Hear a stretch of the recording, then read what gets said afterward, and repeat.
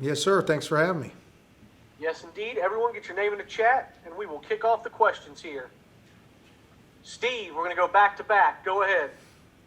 Coach, we've had a couple of candid comments from you about the progress of your defense during camp. Now, as you're getting ready to play a ball game, how would you kind of assess where you are in relation to your expectations? I'm not sure you ever know exactly where you're at until you actually line up and play a real game. Obviously, scrimmages, had some scrimmage opportunities.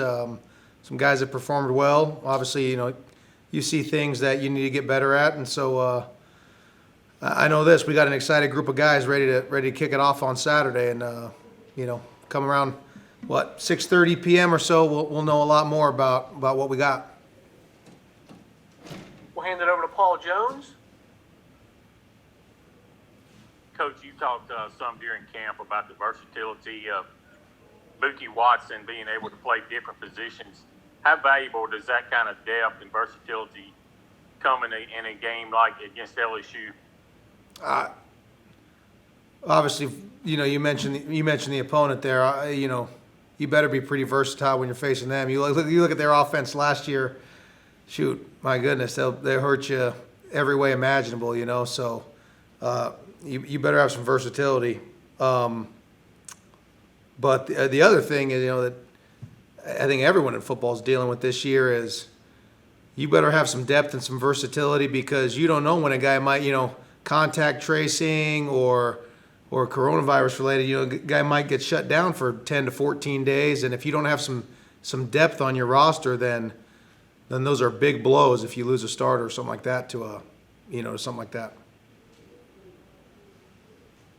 We'll go to Ben Portnoy. Coach, I think you guys had about 12 or 13 underclassmen on the two deep. I mean, I know that's a lot of young guys, and some of whom have played, some haven't. But I guess, is that something you've had before in defenses that you've worked with? And I guess, what is the challenge for that? There's always a challenge with youth and experience, because they just don't have the reps built up. Playing in live games. I've said it about Errol several times, right? How much football has he played? There's not really anything we can show him or ask of him that he hasn't come across already. And so you don't have that luxury with with a lot of youth and experience. But to be honest with you, every program typically deals with it every 3-4 years, right? You get a good recruiting class. The guys, all of a sudden you got guys who are 2 and 3 year starters, and you're really good, and then they all graduate or leave early, and you have to start off with a new bunch. So it happens every in every cycle. It happens to everyone. Next, we'll go back to Steve Robertson. Coach, London Kraft earning a starting spot at the first team defense. What did he do to kind of earn that spot? What's he done to kind of stand out? It's, we keep it pretty simple, right? We turn on the tape and we evaluate who we think is the most reliable, playing the hardest, in the right place where where we can count them to be when they're supposed to be there. And so right now he's the guy who's showing that the most. Doesn't mean other guys aren't going to play and rotate with him in there or something, but through this long extended camp, 25 practices over I don't know how many, 6-7 weeks it's been, he's probably shown the most consistency there, and so he's earned the right to start. Next, we'll go to Brian Haydad. Coach Leach has had some familiarity with Coach Pelini at LSU. They matched up a couple of times. Do you have any familiarity with Coach Linehan or Coach Emsinger down at LSU? No firsthand familiarity. I know the offensive coordinator at San Diego State when I was there, Coach Jeff Horton. He and Coach Linehan are really good buddies. They go back to NFL days, but that's about all I know about him. I think his son is a GA now at San Diego State, so I couldn't bribe him for any secret info though, unfortunately. Next, we'll go back to Ben Portnoy. Coach, I guess a little bit in that vein. I mean, LSU's replacing a lot of pieces, and maybe some of the guys that are on the film from last year aren't there anymore. What is the challenge of that? And I guess how do you guys kind of approach looking at a defense or an offense rather that you do have some unknowns and some new faces, that kind of thing? It'll be interesting to see. I mean, part of me feels like when you have a year where I think maybe they set a record for the most yards ever in the history of college football.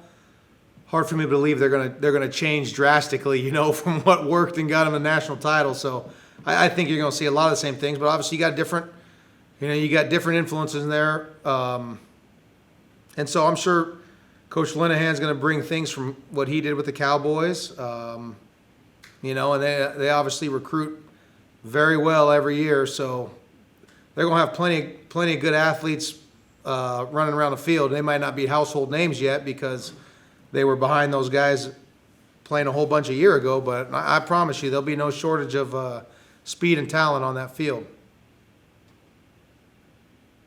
Next, we'll go to Paul Jones. A couple of you birds idling pretty good at Sam linebacker with Tyler Sweet and Jordan Davis. What have you seen from those guys in camp and leading up to the season? Yeah, I think that has been a good competition. I know JD early on in camp got a little bit of an ankle sprain, so he missed about a week or so, maybe early on in camp. This is a while ago. He's well past it, but so obviously he lost out on some reps there. I think maybe that first scrimmage, he was just getting back fresh, so it's been a little while, but it has been a good battle. You talked about versatility. Obviously, we think those guys are, big enough, strong enough to play at the line of scrimmage if we need them to, like a defensive end, and yet also athletic enough and savvy enough to play off the ball and drop into space from time to time. And so we're glad we got those two. We'll go to Steve, and then we probably have time for one more if anybody has anything else. Coach, I know it's kind of a limited film review, but Miles Brennan, a quarterback there, pretty capable guy in Mississippi high school ranks. What are your impressions of him so far? He got a cannon. I mean, he's sometimes I watch him on film, his mannerisms almost look like Peyton Manning-ish, I mean, the way he moves around and stuff. He got a big, strong arm. He can make all the throws. I want to say the cut up I watched of all his plays last year, there's quite a bit of action on there, right? Because they were up in a lot of games, so he got in late there. He's not afraid to stand in there and deliver the ball. I mean, he took I can remember against Vanderbilt, takes a safety or a linebacker blitzing off the edge. He takes it right in the chops, and he hangs in there and delivers a wide field out. And so, big, strong, strapping guy with a big arm, and they've even ran some quarterback draws with him. Drop back, make it look like he's passing, and then pull it down and run for a first. And so, maybe not quite as fast or as elusive maybe Joe Burrow was a year ago, but by no means is he just a stand in the pocket only and not be able to hurt you with his legs either. Last question, Coach Arnett. We'll go to Brian Haydad. Coach, one name I keep hearing from people who cover LSU is their true freshman tight end, Eric Gilbert. Yeah, me too. How difficult is it to game plan for a player like that when all you have on him is high school film?